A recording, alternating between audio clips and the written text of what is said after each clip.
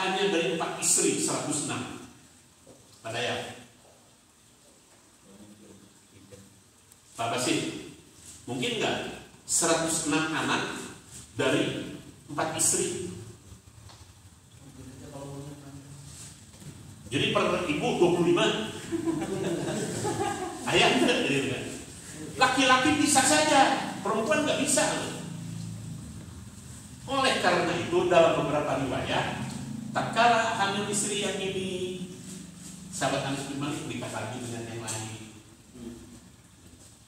Sesudah ini udah terbatas ini, terus karena beliau memang meminta ingin punya anak, banyak anak, 106 atau 109. Dan umurnya sendiri sahabat Anas bin Malik ini antara 102 atau 103 tahun. Sahabat yang paling akhir meninggal itu adalah sahabat Anas bin Malik. Jadi yang tertinggal satu-satunya ya, itu menjadi tempat bertanya para sahabat. Yang tertinggal satu-satunya yang paling akhir itu sahabat Anas bin Malik, usianya 102, 103.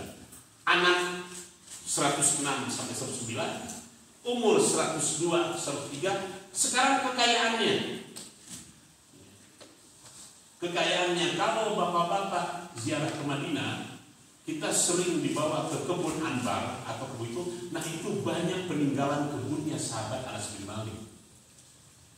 Saking Allah sayangnya kepada sahabat Anas bin Malik, suatu ketika penjaga kebunnya itu datang. Ya Syekh, ya Sayyid, ini gimana kekeringan gini-gini? Ambil serban, ambil selendang, kemudian keluar, kemudian sholat. Begitu selesai sholat, tiba-tiba ada awan berjalan. Padahal musim panas. Berjalan awan itu pas di atas kebun Anas bin Malik, turunlah hujan. Daerah lain nggak turun hujan. Dan maaf, ini banyak baca di riwayat-riwayat. Saya bukan nggak buat-buat dulu ya, saya nggak berani membuat-buat tentang sahabat itu. Ya. Hanya saya baca dari beberapa sejarah tentang sahabat Anas bin Malik seperti itu. Jadi dikabulkannya permohonan Anas bin Malik, sehingga Anas bin Malik ini sudah seperti keluarga. Dan maaf, kelebihan yang lainnya, sahabat Anas bin Malik ini sampai meninggal usia 102, karena hanya 10 tahun dengan Nabi, setiap malam bermimpi dengan Nabi. Jadi kalau Wahabi ada yang mendiskreditkan, menegasikan, menilai mimpi dengan Nabi, itu dialami oleh sahabat Anas bin Malik tiap malam sampai meninggal. Jadi bapak-bapak, saya ini kan terus membaca 200 sahabat. Saya ingin coba tarik yang ini, karena kalau saya cerita panjang ini bisa 2 jam cerita Anas bin Malik yang lengkap ini. Tapi saya sampaikan yang ada kaitannya dengan pembahasan kita saja, ada kaitannya dengan pembahasan kita. Nah, kembali ke persoalan, sahabat Anas bin Malik ini bolak-balik istri-istri, tetapi tetap menjaga istrinya dalam keadaan hamil. Nah itu, ada yang meninggal duluan, dia 102.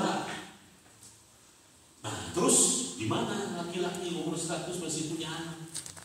Mama Falak, Bogor, Pagentongan, itu usia 132 masih mengandung istrinya.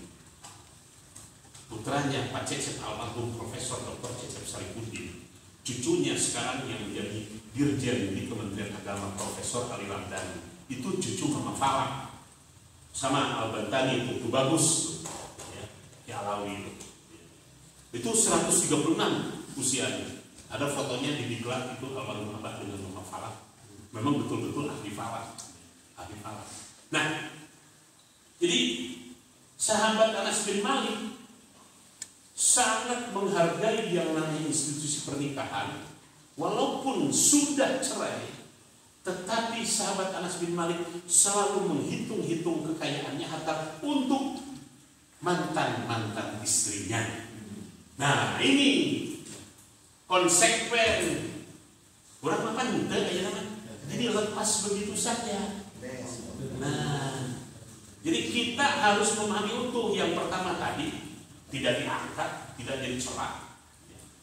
Sok, baca lagi sejarah dari Pak Jenal. Ada nggak yang disebut bahwa itu jatuh talak 3 ini para sahabat? Nggak ada diangkat. Biasa-biasa saja.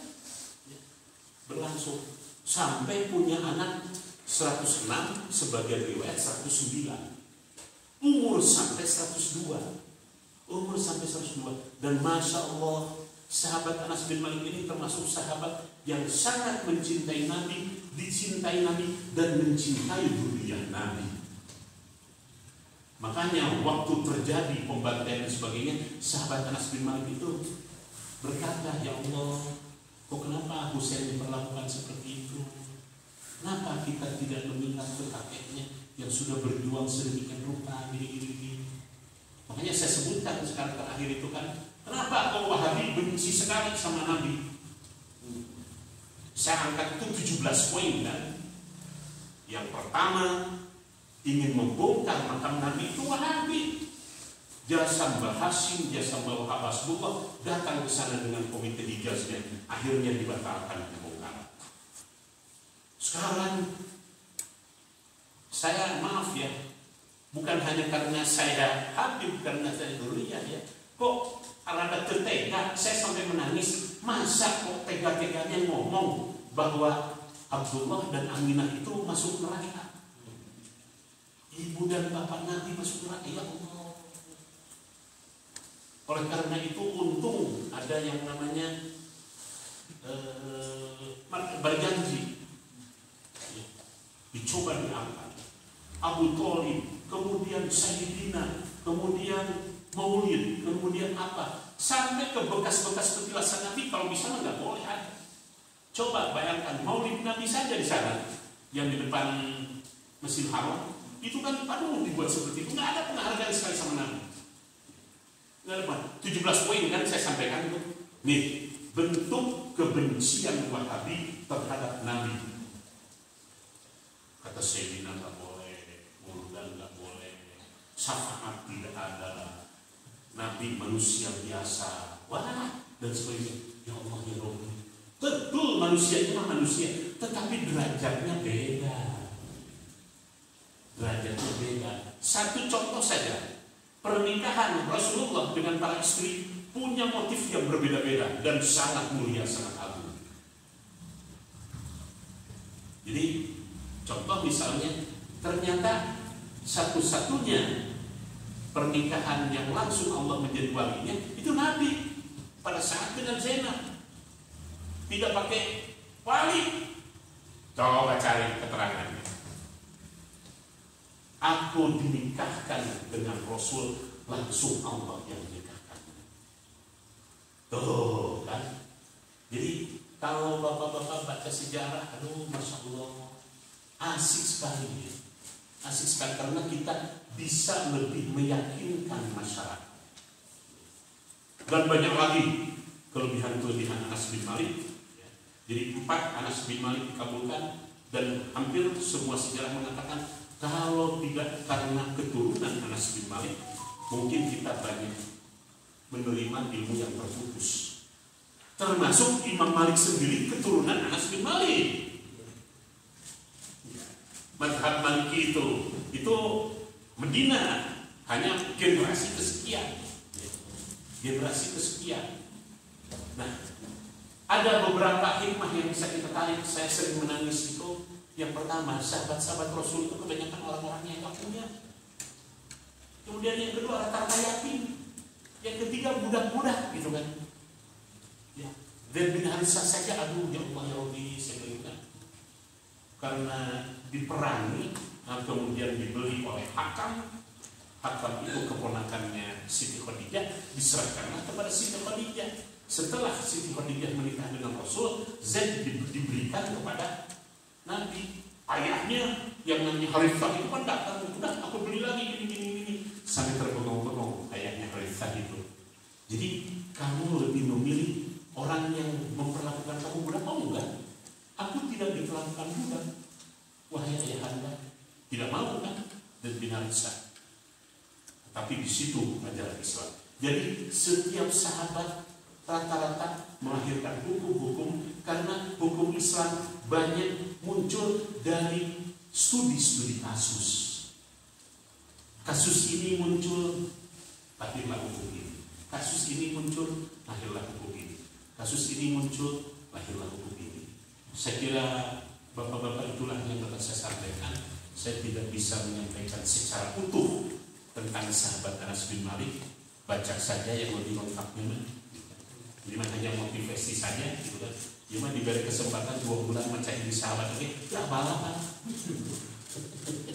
Gak apa-apa, itu bisa nyampe dulu gitu kan. Gak apa-apa, itu bisa menyampaikan lagi. Insyaallah saya akan mencoba setiap pertemuan saya akan berikan ilustrasi. Minggu yang lalu siapa yang saya sampaikan? Ubay bin Ka'ab kan? Nah, Ubay bin Ka'ab. Minggu depan tentang apa? Pembahasan kita Jumat depan. Menuntut ilmu di sosmed. Apa? Menuntut ilmu di sosmed. Oh, menuntut ilmu di sosmed. Siapa yang menyampaikan?